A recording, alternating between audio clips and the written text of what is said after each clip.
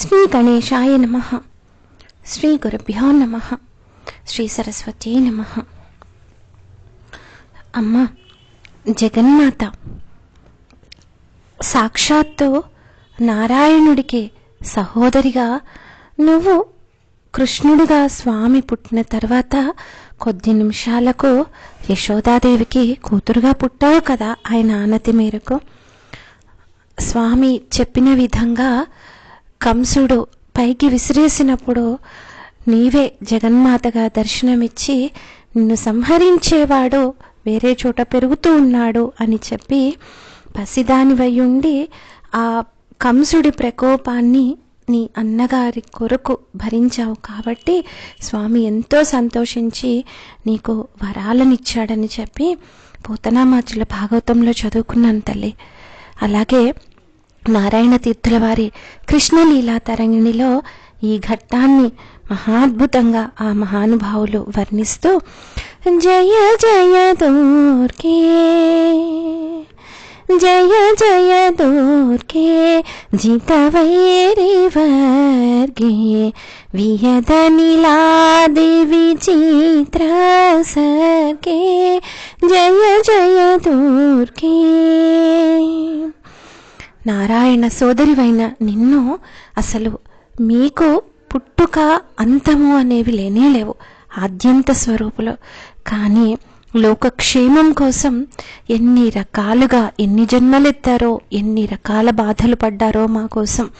అందుకే మేమంటే సరే పిచ్చివాళ్ళం, మనుషులుగా పుట్టి చేయవలసిన పని తప్ప మిగతా అన్నీ చేస్తూ మాకు మేమే నరకం సృష్టించుకుని తిరుగుతూ ఉండేవాళ్ళం.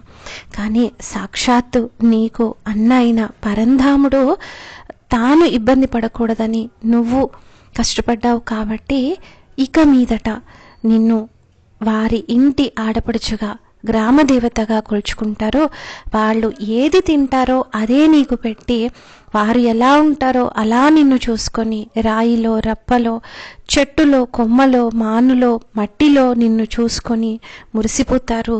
వాళ్ళు తినేదే నీకు ప్రసాదంగా పెట్టి అత్యంత సులభంగా నిన్ను పూజించి నిన్ను వారి బిడ్డగా హృదయానికి హత్తుకొని చాలా దగ్గర చేసుకుంటారు.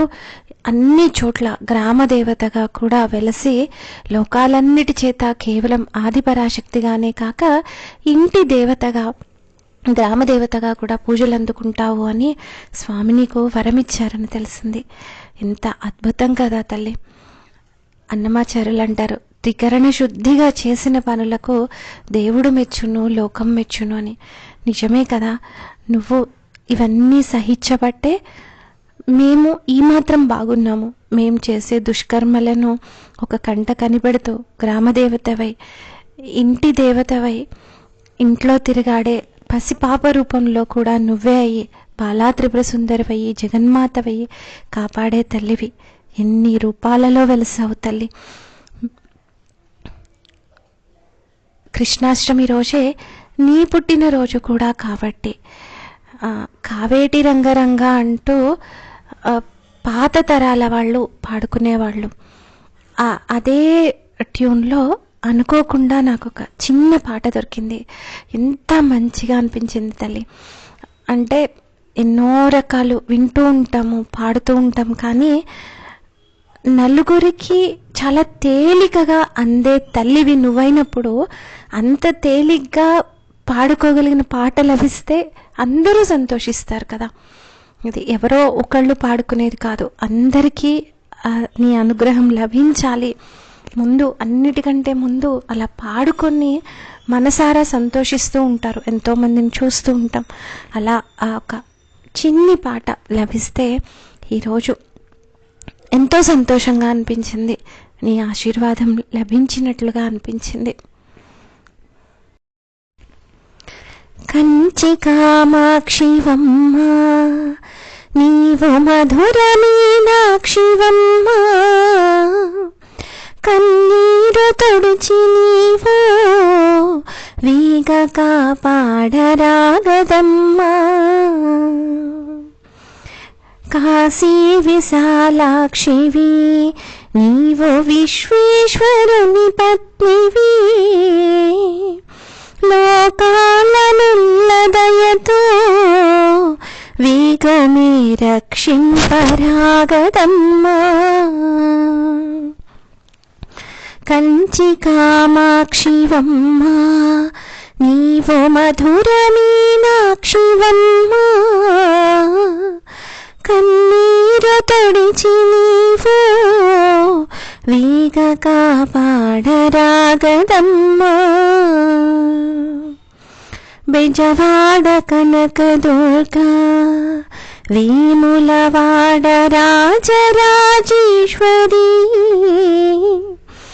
ఇడుములను బాపి మాకు వేగమే కరుణించరాగదమ్మా. శంకరుని అర్థాంగివి నీవు ముల్లోకముల తల్లివి.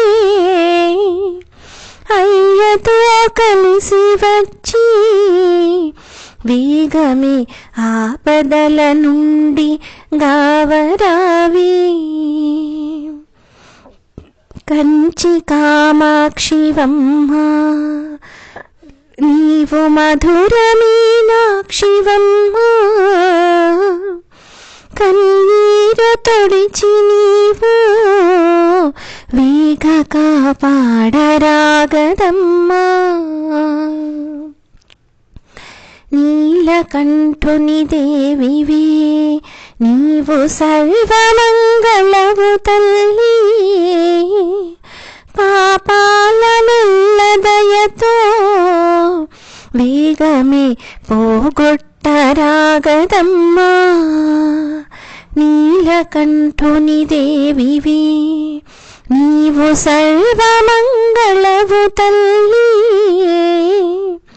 పాపాలనుల్లదయతో వేగమే పోగొట్టరాగదమ్మా. నటరాజుని ఇల్లాలివి నీవు నగరాజతనయవమ్మా. ఆనందలాస్యాలలో వేగమే ఆశీర్వదింపరావే. నటరాజునిల్లాలివి నీవు నగరాజతనయవమ్మా. ఆనందలాస్యాలలో వేగమే ఆశీర్వదింపరావే. కంచి కామాక్షివమ్మా నీవు మధుర మీనాక్షివమ్మా. కన్నీరు తొడిచి నీవు వేగ కాపాడరాగదమ్మా. వేగ కాపాడరాగదమ్మా. వేగ కాపాడరాగదమ్మా. ధన్యాస్మి. స్వస్తి.